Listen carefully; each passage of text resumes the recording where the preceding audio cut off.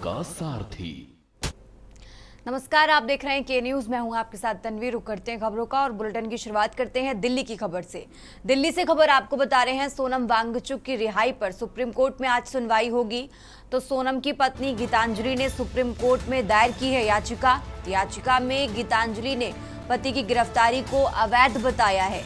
वांगचुक को लेह लद्दाख में प्रदर्शन के बाद गिरफ्तार किया गया था। आपको बता दें, पर्यावरण कार्यकर्ता सोनम वांगचुक की एनएसए के तहत ये गिरफ्तारी हुई है और इसी मामले को लेकर आज सुप्रीम कोर्ट में सुनवाई होने वाली है। तो बड़ी खबर आपको दिल्ली से बता रहे हैं, जहां सोनम वांगचुक की पत्नी ने सुप्रीम कोर्ट में इसी को लेकर याचिका दायर की और अपने पति की गिरफ्तारी को अवैध बताया है।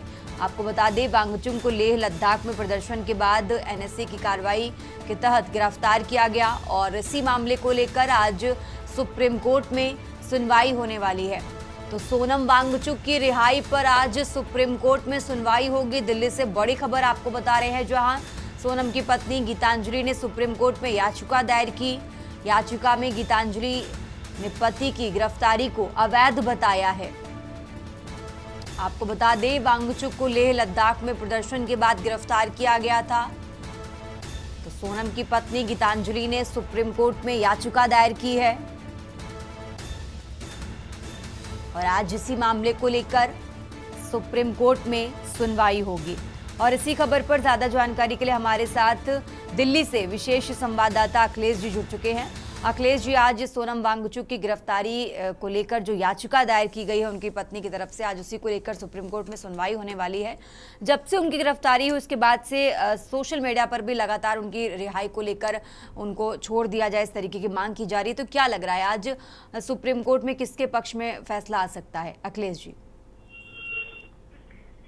देखिए, आज सुप्रीम कोर्ट में सोनम वांगचुक की पत्नी गीतांजलि के तरफ से याचिका दायर करके उनकी गिरफ्तारी को चुनौती दी गई थी। सुप्रीम कोर्ट में दायर की गई याचिका को स्वीकार किया गया और आज की तारीख सुनवाई के लिए मुकर्रर की गई है। जब आज सुनवाई शुरू होगी तो गीतांजलि यानी सोनम वांगचुक के तरफ से पेश होने वाले वकील के तरफ से वो तथ्य, फैक्ट और वो सारी चीजें रखी जाएंगी जिसमें बताया जाएगा कि सोनम वांगचुक एक राष्ट्रीय नहीं अंतरराष्ट्रीय स्तर के प्रसिद्ध पर्यावरणविद हैं। पर्यावरण के लिए काम करते हैं, सेना के लिए काम करते रहे हैं, तमाम तरह के उन्होंने जो काम किए हैं।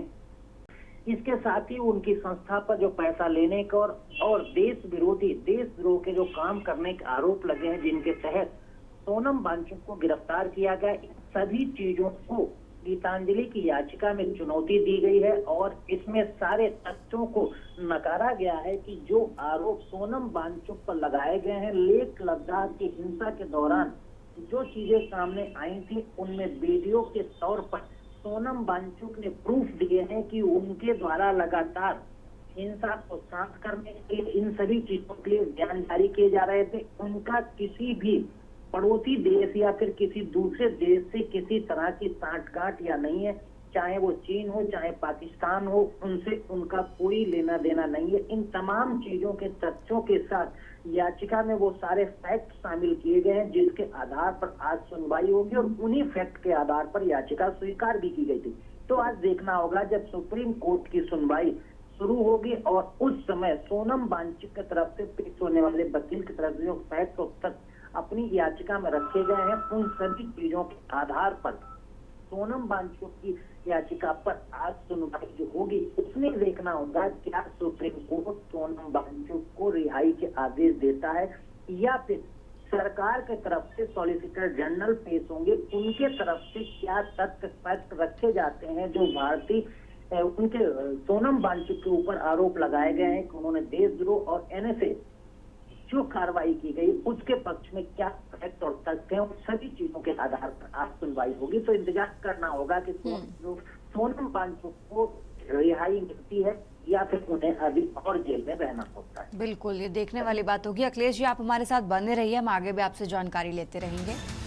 और ये दिल्ली से बड़ी खबर आपको बता रहे हैं, जहां सोनम वांगचुक की पत्नी की तरफ से याचिका दायर की गई और आज इसी याचिका पर सुप्रीम कोर्ट में सुनवाई होगी।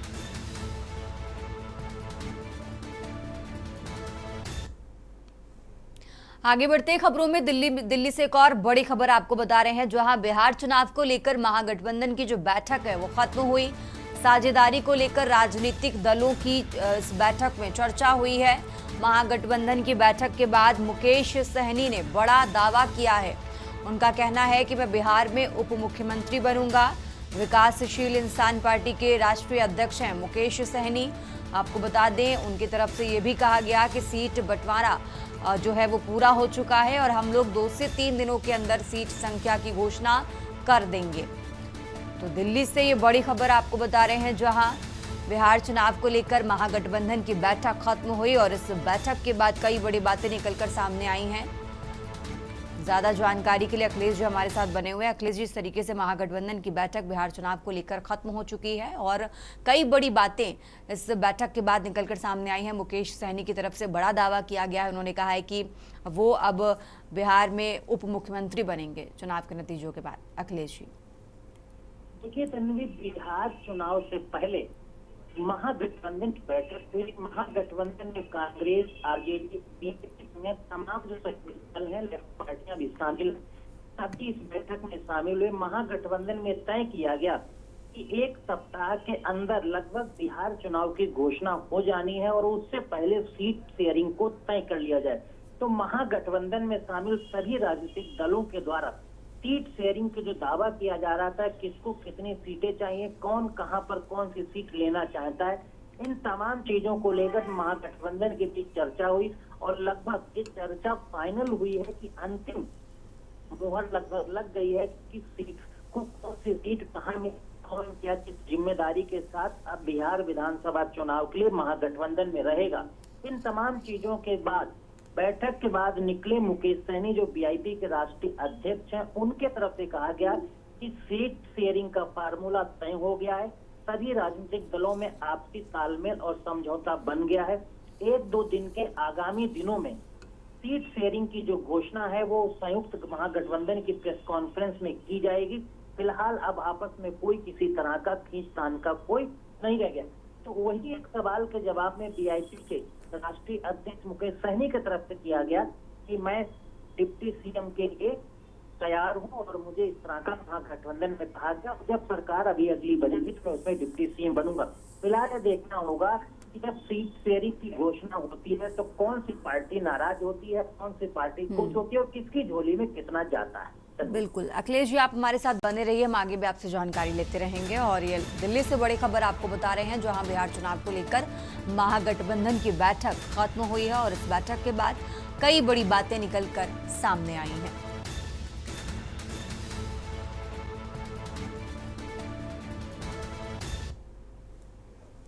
आगे बढ़ते खबरों में लगातार बात कर रहे हैं दिल्ली से एक और बड़ी खबर आपको बता रहे हैं, जहां नौसेना में शामिल होगा नया पनडुब्बी रोधी युद्धपोत एंड्रोथ। शामिल होने से समुद्र में ताकत बढ़ेगी। तटीय समुद्र में खतरों से निपटने की जो क्षमता है वो भी मजबूत होगी। तो दिल्ली से बड़ी खबर आपको बता रहे हैं, एंड्रोथ अब दूसरा एंटी सबमरीन वारफेयर होगा। तटीय समुद्र में खतरों से निपटने की जो क्षमता है वो भी मजबूत होगी।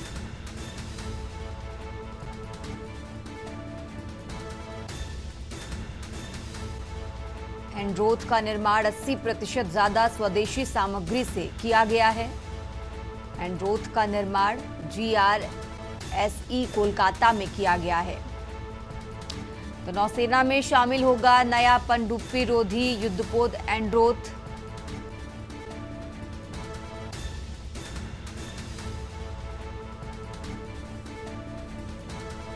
तटीय समुद्र में खतरों से निपटने की जो क्षमता है वो मजबूत होगी।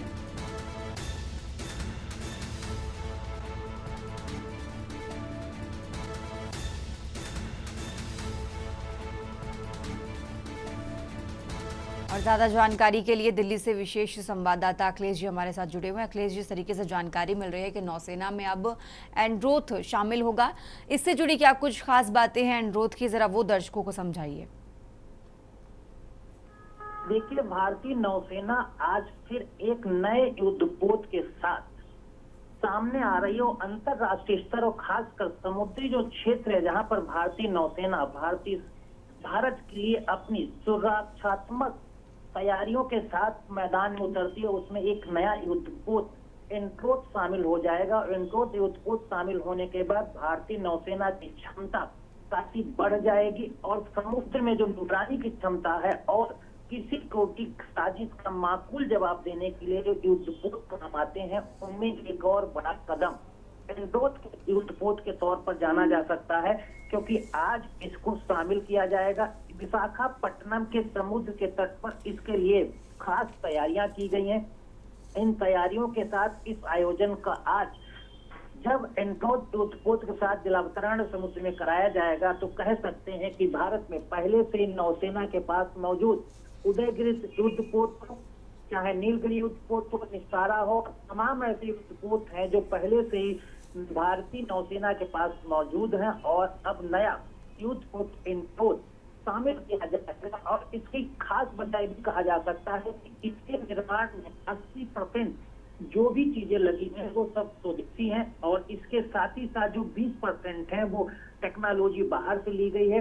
खासकर इसका निर्माण भी कोलकाता पर किया गया है, जो कोलकाता के अंदर युद्धपोत निर्माण का कोच फैक्ट्री है, वहां पर इसका किया गया है। इस तरह से पूरे तैयार करने के बाद कह सकते हैं कि भारतीय नौसेना अब आगे कई गुना क्षमता के साथ अपने साथ लैस करेगी इसे और इससे समुद्री जो निगरानी है वो भारत की कई गुना और अधिक बढ़ जाएगी। तन्वी, ठीक है अखिलेश जी, बहुत बहुत शुक्रिया आपका तमाम जानकारी दर्शकों तक पहुंचाने के लिए। और ये दिल्ली से बड़ी खबर आपको बता रहे हैं, नौसेना में शामिल होगा नया पनडुब्बी एंट्रोथ।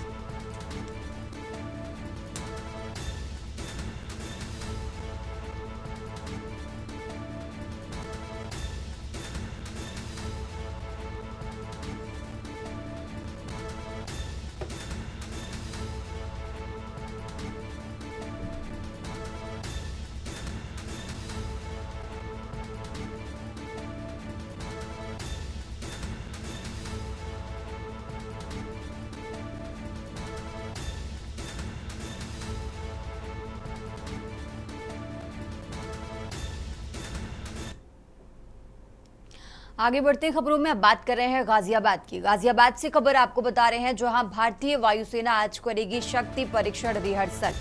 8 अक्टूबर को भारतीय वायुसेना अपना स्थापना दिवस मनाएगी।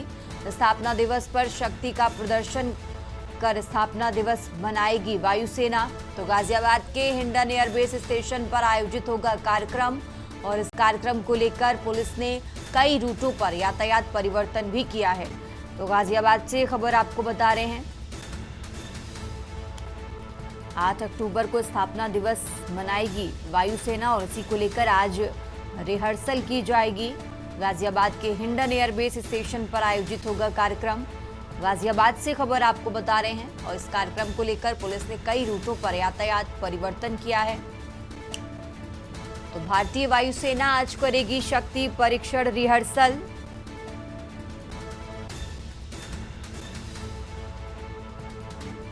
गाजियाबाद से यह हम जानकारी आपको बता रहे हैं, जहां स्थापना दिवस पर शक्ति का प्रदर्शन कर यातायात परिवर्तन किया गया है।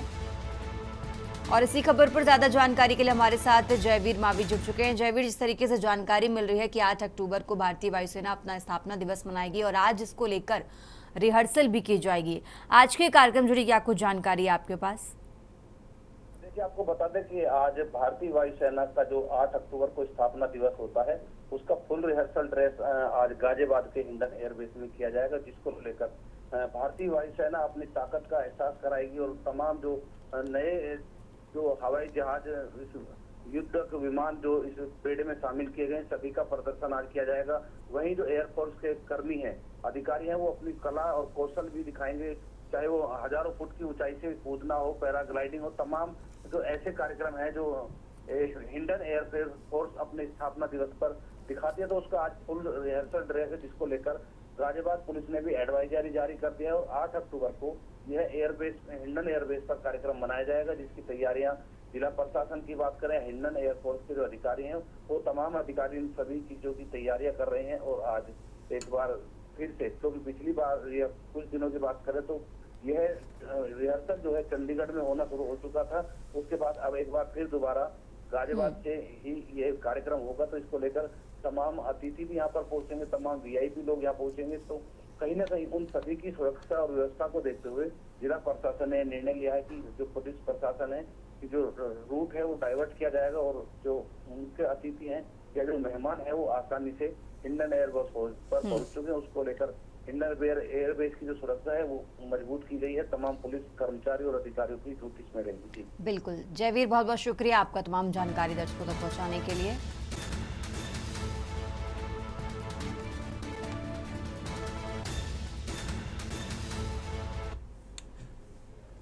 खबरों का सिलसिला लगातार जारी है। फिलहाल यहाँ रुकेंगे एक छोटे से ब्रेक के लिए। आप देख रहे हैं के न्यूज, खबरों का सारथी। ब्रेक से वापस आ चुके हैं, रुक करते हैं खबरों का। बात कर रहे हैं लखनऊ की। लखनऊ से खबर आपको बता रहे हैं, महिला स्वास्थ्य के आयाम पर परिचर्चा में भाग लेंगे डिप्टी सीएम। लखनऊ से खबर आपको बता रहे हैं, जहां टीबी मरीजों को पोषण पोटली वितरित करेंगे डिप्टी सीएम ब्रजेश पाठक। इसको लेकर आपको बता दें, सुबह करीब 10:30 बजे आईएमए भवन रिवर बैंक कॉलोनी में कार्यक्रम होगा और इस कार्यक्रम में शामिल होंगे डिप्टी सीएम ब्रजेश पाठक। तो महिला स्वास्थ्य के आयाम पर परिचर्चा में भाग लेंगे डिप्टी सीएम। लखनऊ से खबर आपको बता रहे हैं। राजधानी लखनऊ से अहम जानकारी आपको बता रहे हैं, जहां महिला स्वास्थ्य के आयाम पर परिचर्चा में भाग लेंगे डिप्टी सीएम ब्रजेश पाठक।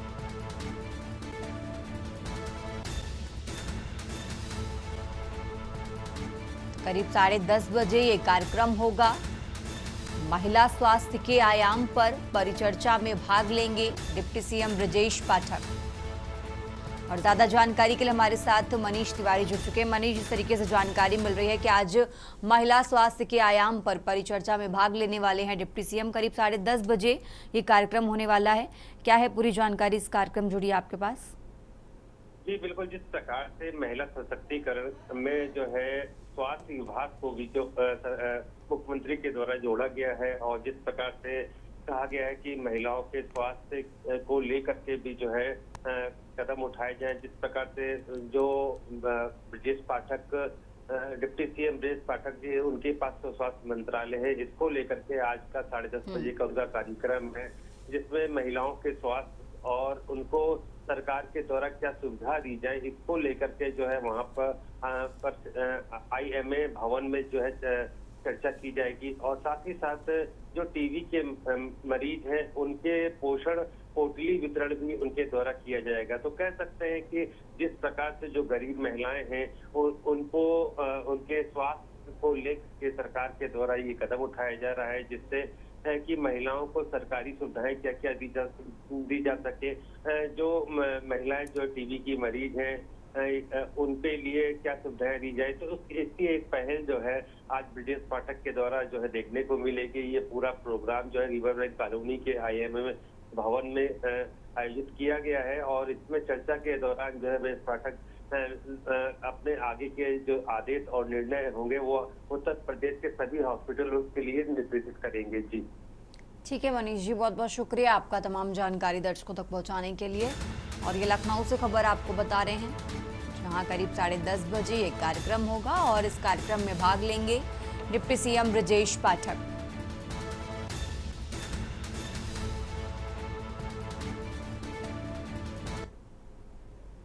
आगे बढ़ते हैं खबरों में, बात कर रहे हैं लखनऊ की। लखनऊ से खबर आपको बता रहे हैं, सीएम योगी ने राज्यपाल से शिष्टाचार मुलाकात की है।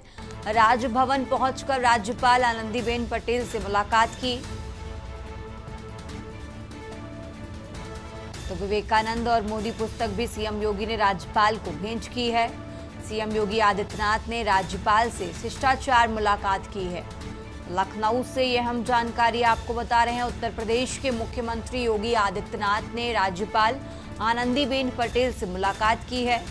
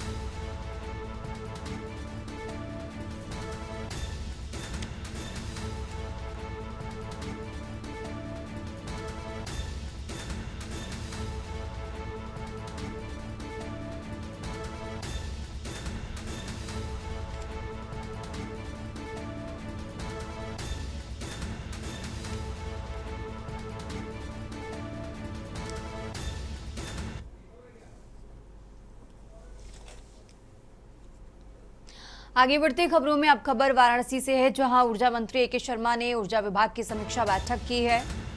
खुले ट्रांसफार्मर और लटके तारों पर नाराजगी जताई है, तो संयुक्त सुरक्षा टीम बनाने के निर्देश दिए हैं। जनता की परेशानी किसी भी कीमत पर स्वीकार्य नहीं, ए.के. शर्मा की तरफ से बैठक में ये बड़ी बात कही गई है। वाराणसी से खबर आपको बता रहे हैं, जहां ऊर्जा मंत्री ए.के. शर्मा ने बैठक की। ऊर्जा मंत्री ए.के. शर्मा ने ऊर्जा विभाग की समीक्षा बैठक की है। वाराणसी से यह हम जानकारी आपको बता रहे हैं। खुले ट्रांसफार्मर और लटके तारों पर नाराजगी जताई है। और अब खबर बेमेतरा से है, जहां पाइप फैक्ट्री में भीषण आग लगी है। ओडिया गांव में पाइप फैक्ट्री में भीषण आग लगी। भीषण आग से लाखों का नुकसान हुआ है।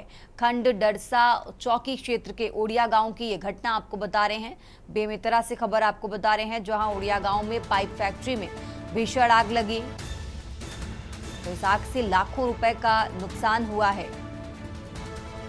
खंड डसरा चौकी क्षेत्र के ओडिया गांव की यह घटना आपको बता रहे हैं, जहां भीषण आग से लाखों रुपए का नुकसान हुआ है। बेमेतरा से खबर आपको बता रहे हैं, जहां पाइप फैक्ट्री में भीषण आग लगी और इस आग से लाखों रुपए का नुकसान हुआ है।